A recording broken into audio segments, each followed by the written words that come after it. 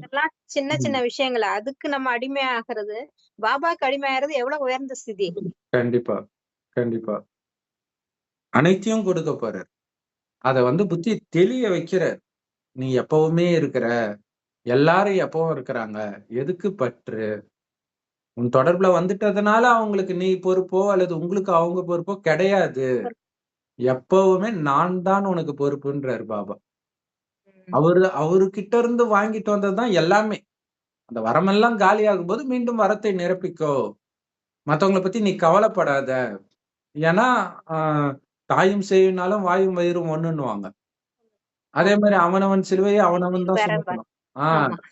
எதையுமே யாருமே ஒண்ணும் பண்ண முடியாது. ம். நம்ம கடமையை செய்வோம். ஆனா நமக்கு சேமிப்போம். ம். அப்படிங்கிறாரு.